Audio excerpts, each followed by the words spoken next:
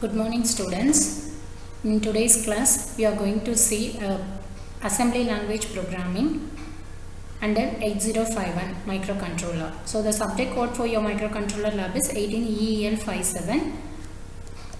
The list of experiments that you are going to handle in this 8051 assembly language programming is: first one is your data transfer instruction, second one arithmetic instruction, third one counters, fourth one bit and logical instruction, fifth one conditional call and return instruction, sixth is your code conversion, and the last one is your programs to generate delay programs using serial ports and on-chip timer bar counter. So all these programs comes under your assembly language programming. This is your part A experiments. In part B you are going to see the interfacing programs, which you guys will be exclusively writing the program in C. Next, the first one is your data transfer instruction. Under data transfer instruction, the first one what we are going to see is a block move. Second, so under data transfer instruction you have 4 experiments, that is 1A, 1B, 1C, 1D. So all these experiments like block move, data exchange, data sort, finding largest and smallest element in an array. The first experiment is moving a block of data. So moving a block of data means it is not that one data or two data. You are going to move a bunch of data from one address 30H to 40H. So in this experiment we have focused how to transfer the data, how to move a data from the RAM address starting from 30H to 40H. For this the software used is Keel Microvision.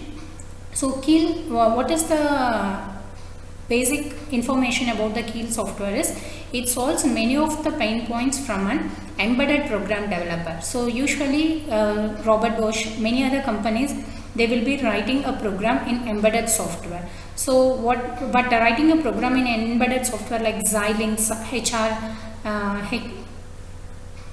so all these things it is difficult. So we are going for Keel Microvision, so where we will be writing the microcontroller program. This software, HDL, Xilinx, all comes under this. So it is bit tough to understand that. So we are going for this, and it reduces most of the pain for an embedded program developer. This software is an integrated development environment (IDE), which integrated a text editor to write a program, a compiler, and it will convert your source code to hex file too. So this is the basic thing that the software is doing. Now we will see a program for moving a block of data.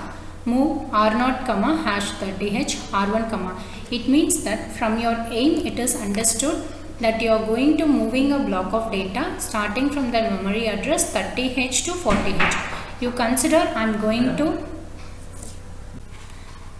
since the data has to be moved from the address 30H to 40H, we need to define the address. We need to specify the address in one register location, because inside this memory location only we are going to access. Inside this memory location whatever data is there, that will be moved on to 40th location.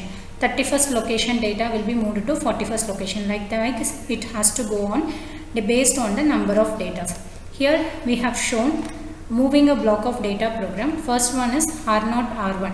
So R0 is assigned to a value 30H. The first instruction what we have shown over here, it is a immediate addressing mode, and the second instruction move R1, #40H.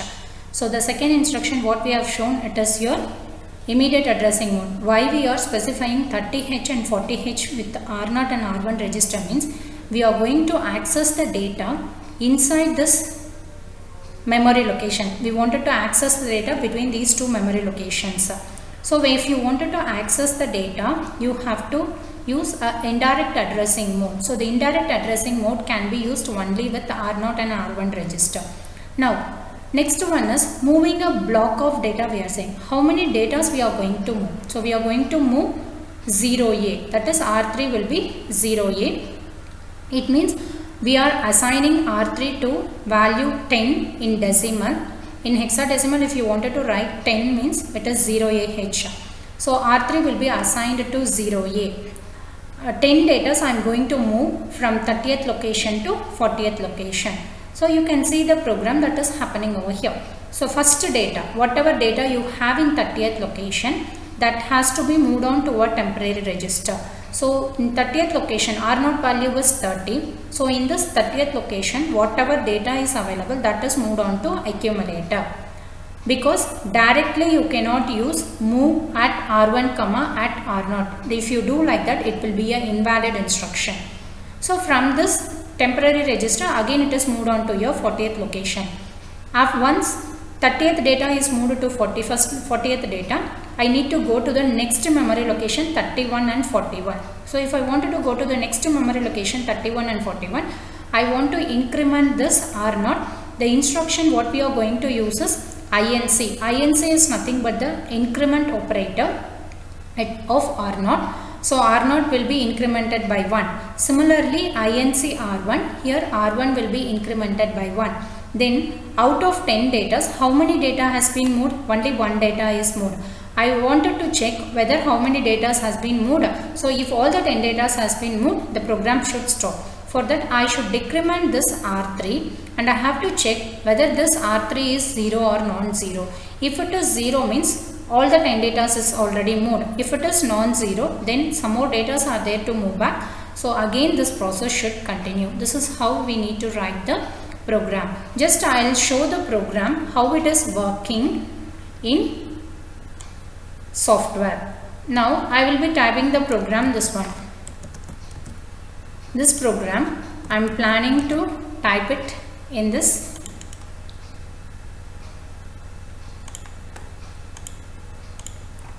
Now I will save this program. Okay, first I will save this program. First, before I did not close the profile properly, so only it is coming. So new file I will open. I will copy my program. So when you see here all the mnemonic codes, whatever it is represented over here, it is in black color. After saving the code, you can see the difference. So you can save the code as move.asm. So when you save the code as move.asm, you can see the code has been changed with the color. Then I need to add this particular file in this source group 1. So the file name is move. So go to source group, right click, add existing file. So in this you add a move.asm file. So when you add move.asm file, it will be available on your project window. Now you can execute your project. So the first step to execute this particular file is you need to build a target to check whether you have any error or not.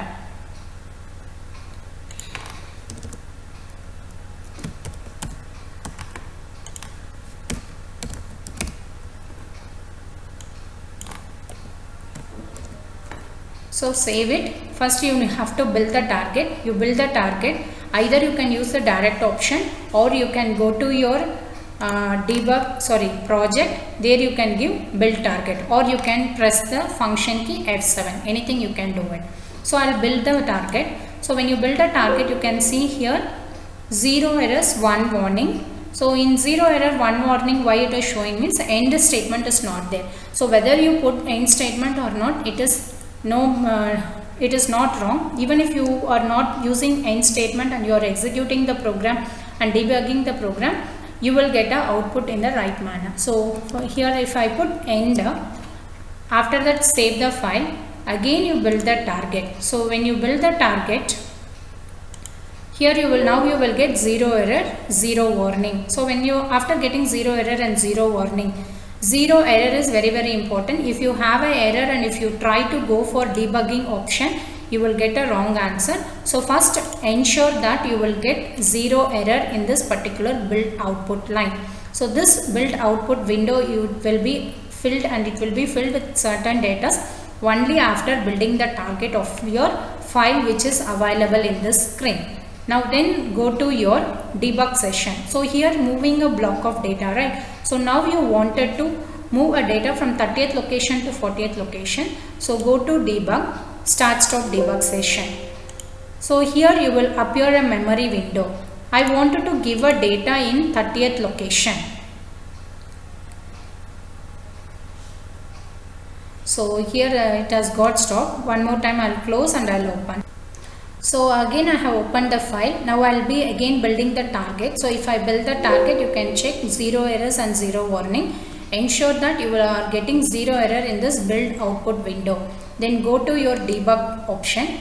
Give start stop debug session. So after giving start stop debug session, you will get a memory window. The first line in the program is you are assigning R0 with 30H. It means that you are going to load the data on 30th memory location.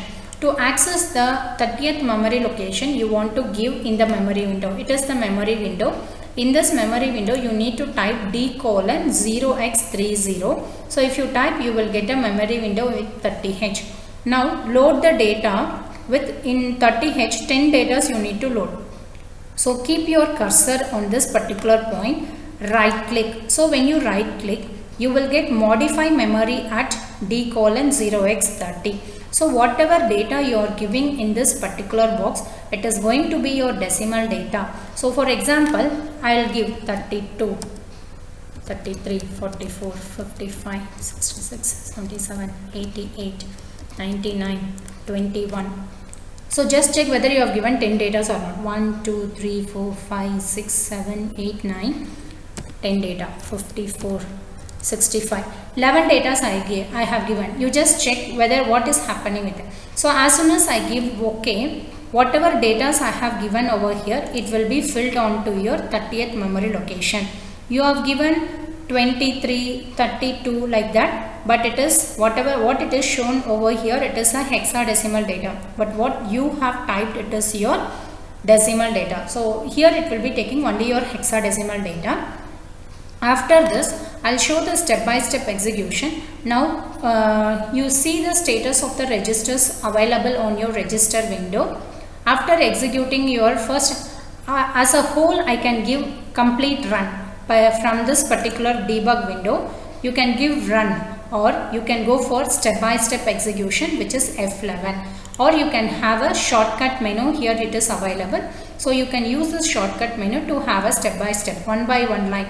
So after executing the first line, you can see here I'll execute my first line. So after executing my first line, what is the content of your R0? It is 30. You can see R0 is loaded with 30H. R1 is 0 before executing this line. So after executing your second statement, second instruction, it will be 40H. Now before executing this third line, your R3 is 0. So after executing, you can see a change in the value of R3 is going to be 0A. Now move A comma at R0. What is R0 here? 30. What is available inside this 30th location? So memory window is available here. So inside this 30th location, 20 is available. So now after executing your fourth instruction, you can see the content of your accumulator will be loaded with 20. You can see the change. After executing, the accumulator content is changed to 20 because you are going to move the content of 30th location. What is available inside the 30th location is moved on to your accumulator. Then what is there in your accumulator, that will be moved on to content of R1. So what is R1 here? 40. So inside this 40th location, your accumulator content will be moved. That is, the 20 will be moved on to 40th location. So before executing your fifth line, you can see the content of your 40th location is 00. Once I give a step-by-step execution, you can see the 20 is transferred. It means that one data gets transferred. Okay, now here increment R0. Increment R0 means R0 value is incremented by 1. Now the present content of R0 is 30. After executing your 6th instruction, that is 6th line instruction, your R0 value will change to 31. You can see over here, R0 is changed to 31. Next instruction is increment R1 because I need to move both the memory location. Then only I can shift 21 to 41, 2C to 32nd location. What data is available, that has to be moved to 42nd location. So I have to increment both the memory location. For that we will have to use increment R0 and increment R1. Now how many datas are available? So all the 10 datas need to be moved. So one by one count. Now one data is moved. Therefore the R3 count has to be reduced. For that only I am going to give an instruction DJNZ R3. DJNZ means this particular instruction do two works. One is it will decrement the value of R3. That is, you can see the value of R3 is 0A. After executing this particular instruction, R3 value will be reduced to 9. After executing this, R3 value is reduced to 9. So once R3 value is reduced to 9, it will check whether that R3 content is 0 or what. So here the R3 content is not 0. Therefore, it will move to the loop back. So here again it will be moving. So this continues until all the data is moved. You can see here, I will show the step-by-step execution. So second data, third data, likewise all data is moved. Now coming back to the last data. So last data is also moved. Now you can see here it is in 39th location and 49th location. Now it will reduce the value of R3. So when it reduces the value of R3, it is non-zero, so it is again going back. Again one more time the loop continues. So here you see R3 content becomes 0. It means that all the 10 data is moved. Whatever additional data you have given, it will not be further executed by your assembler. Why? Because the content what you have given over here, it is only 10 data. You are going to move only 10 data from 30th location to 40th location. And this is how your program will get executed, and it is your before execution your data looks like this. Before execution your data will be like this. So whatever data you had given in 30th location, that will only be available. The 40th location data will be empty. So after execution you can see the 40th location is loaded with the data whatever you had in your 30th location. So this is how you need to perform your data block move from your 30th location to 40th location. So the result is your 8051 ALP program. ALP means assembly language program is written and simulated to move a block of data from the RAM address starting from 30H to 40H. Thank you students.